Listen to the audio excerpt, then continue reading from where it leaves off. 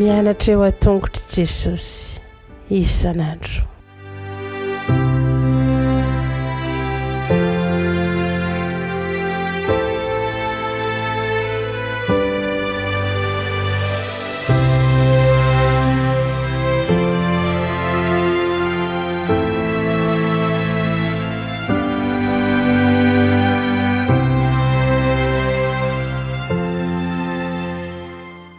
Falimanona amin'ny fahasoavan'ny tompo amintsika tsirairay avin-drao amin'ity fotoana manokana izay andraisantsika ny lesona ho an'ny lehibe ity amin'ity anio ity fifaliana ho anay an-trano koa no mandray anao isa-tokantrano izay manaraka izao fandaran'izao ka na aiza no iainonao azy dia ny riko dia hitondra fitahiana sy hery ho anao mandrakariva izany.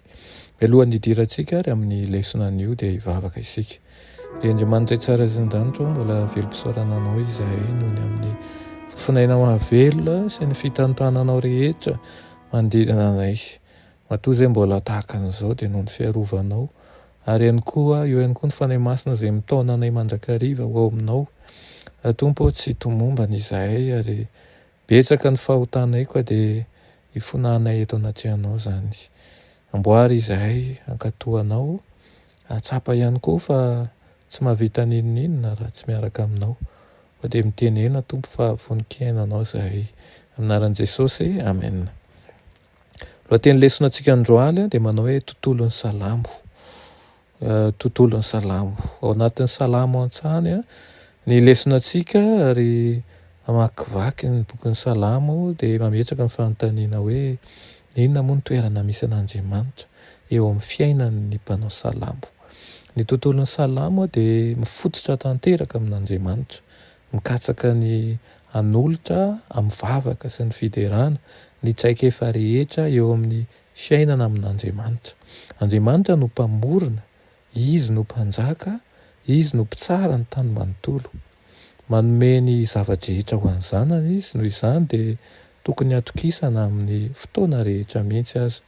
Na dia ny fahavalo ny zanak'Andriamanitra na dia ny fahavalo ny vahoaka an'Andriamanitra aza dia manontany hoe aiza izay Andriamanitra ao rehefa atao lavo manko ny vahoaka an'Andriamanitra. Tahaka ny Andriamanitra ny olony mandrakizay sy tsy manam-pataperana ny tompo dia manana an'Andriamanitra ho anoloany mandrakariva ny olon'Andriamanitra. Amin'ny farany salamo dia mihevitra ny fotoana iankohofan'ny olona rehetra sy ny zavaboary rehetra an'Andriamanitra. Ny mahaivon'Andriamanitra eo amin'ny fiainana dia mamokatra ny ivon'ny fanompoam-pivavahana. Ny fanompoam-pivavahana ny ainan'ny salamo dia samy hafa tanteraka tamin'ny fanompoam-pivavahana izay takatry ny olona maro ankehitriny satria ny fanompoam-pivavahana ao amin'ny kolontsaina ara-baiboly no ivon'ny fiainan'ny fiarahamonina manontolo mihitsy ary tsy mba hiadika-hevitra izany. Noho izany ny zava-drehetra mitranga izany na ny tsara io na ny ratsy io teo amin'ny fiainan'ny vahoaka an'Andriamanitra dia tsy azo hidovirana fa naseho tamin'ny fanompoam-pivavahana avokoa. Miaino ny mpanao salamo Andriamanitra n'aiza misy azy ary mamaly azy amin'ny fotoana tonga lafatra izy. Fantatry ny mpanao salamo fa avy any an-danitra ny fonenan'Andriamanitra any izy kanefa Andriamanitra mitoetra ao izy ionany koa ao amin'ny fitoerana masina eo anivon'ny olona. Andriamanitra dia lavitra, akaiky ihany koa izy na aiza ary eo amin'ny tenipolony miafina sy ariary.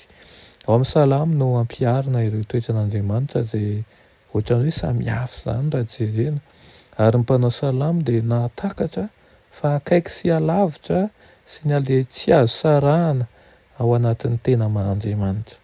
Takatry ny mpanao salamo ny fihetsika fihenjehana ara-panahy io, ny fahafantaran'izy ireo ny hatsara-panahin'Andriamanitra sy ny fanatrehany n'inona zavatra ny ainana no manamafy ny fanantenany eo am-piandrasana an'Andriamanitra izay hiditra an-tsehatra na izany aza ary na oviana ny tiany atao amin'ny fiainany. Dia tahaka izany ihany koa ny tokony hijoroantsika ny amin'ny fiainantsika aoka ho ataontsika ao anivon'ny fiainantsika mandrakariva i Kristy satria faniriana izany mba hanao fomba fiaina tahaka ny reto mpanao salamo reto anetsika, ny manodidina anazy rehetra, ny fiainany ray manontolo. Eny fa na ny kolotsainy azy dia afotony ao amin'ny soratra masina mandrakariva. Tsy mba misy anafenany ny androany na ny rapitsony, fa fahatan'Andriamanitra dia tsy alavitra fa akaiky ary mahita ny zavatra rehetra. Raisoanao izany lesona izany anio ary aoka hanavao mandrakariva ny fanoloran-tena hatonga anao akaikikaiky bebe kokoa an'Andriamanitra. Iara ivavaka risika. I Andriamanitra tsara izay ny lanitro, mbola misaotra anao izahay noho amin'izany teninao izany.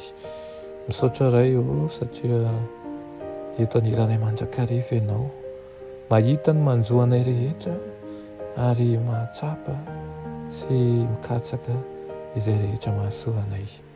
Ankahirezo ny tsirairay avy ary aoka ny fanahinao nay tsy hasaraka anay fa namorana misarotra dia ankahirezo izay hijoro mandrakariva ka ho zanakalahinao sy zanakavavinao mahatokotokoa, manana fiafiana, manana faharetana ary ihany koa mijoro amin'ny finoana ny fanarahana anao tokoa.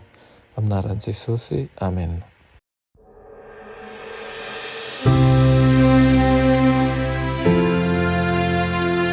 Mianatra eo an-tongotry Jesosy isan'andro.